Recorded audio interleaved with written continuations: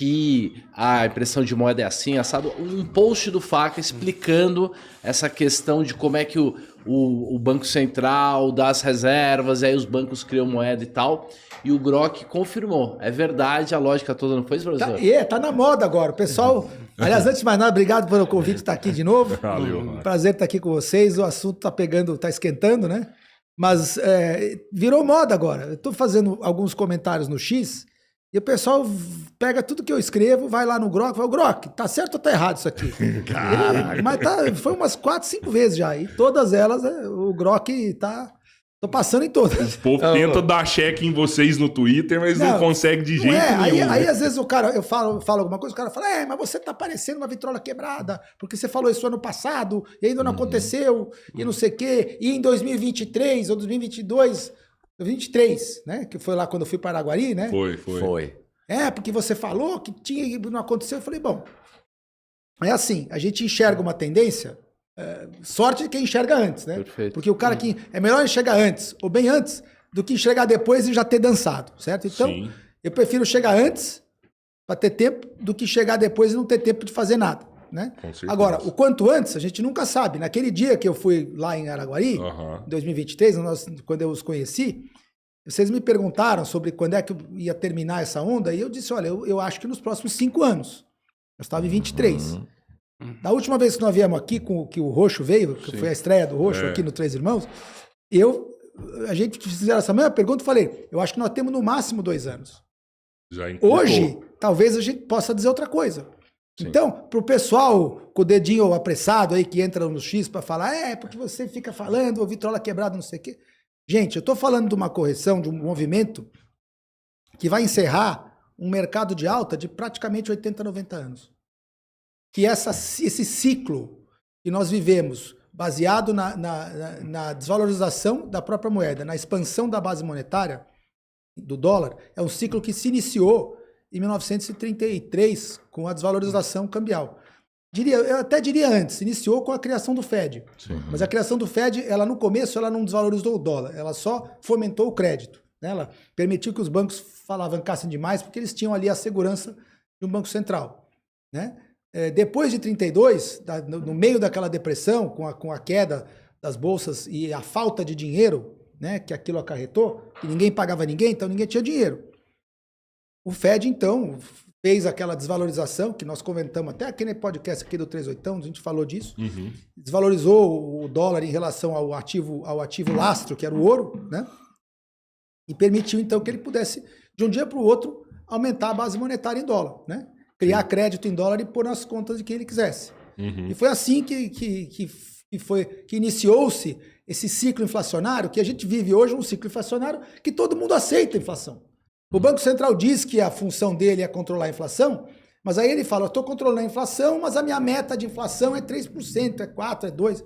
Caramba, quem disse que tem que ter meta de inflação? A minha meta de roubar o dinheiro, o poder de compra do dinheiro, é 2, 3%. Então é que nem o ladrão dizer, a minha meta esse mês é assaltar 3 carros. Eu não vou assaltar 20, eu vou assaltar 3. Mas aí se assaltar 4, não, peraí, se assaltar 4, eu vou lá e corto o braço de um ladrão, pronto, agora eu só vou assaltar 3. É isso que o Federal Reserve faz, que o Banco Central faz. Eu vou roubar poder de compra da moeda, mas vou roubar só 3% ao ano. Só 4. Se tiver 6, não, aí é muito, vamos roubar um pouco menos. Você vê, as pessoas não entendem, mas esse é o ridículo que hoje a gente vive num estado de coisas ridículo da gente aceitar, das pessoas que são poupadoras, que trabalham, que recebem pelo seu trabalho na moeda de troca, aceitarem, assim, sem entender que elas estão aceitando, ser roubado. Cara, isso que você fala, eu falo. Você conversar com o Otávio é foda, sabe por quê? Pegando só essa primeira linha de raciocínio dele. Se eles pegam 3% ao ano... A nossa meta aqui é quanto? É 4, 3, sei lá.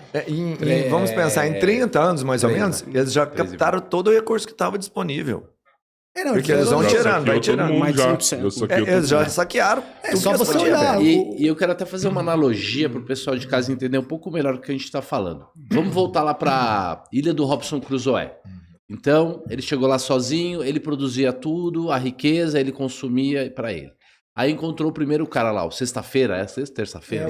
O habitante lá daí.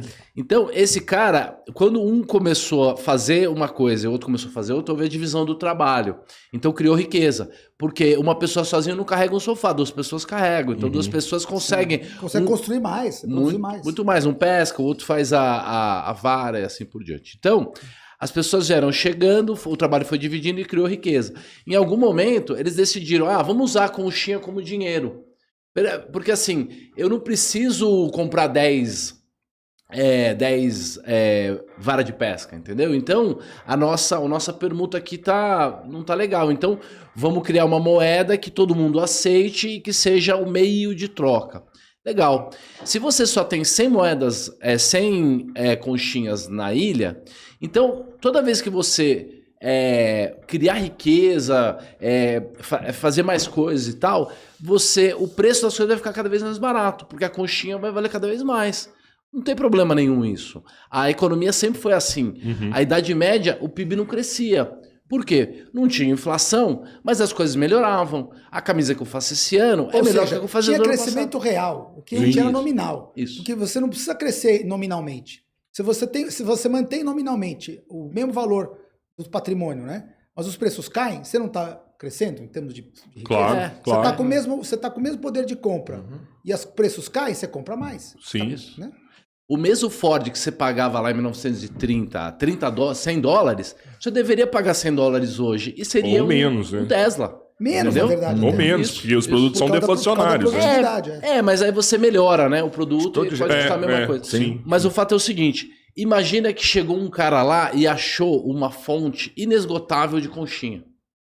E ele, o que ele fez? Ele manipulou todo o sistema. Ele tem as conchinhas, ele aumenta e diminui a conchinha a hora que ele quiser.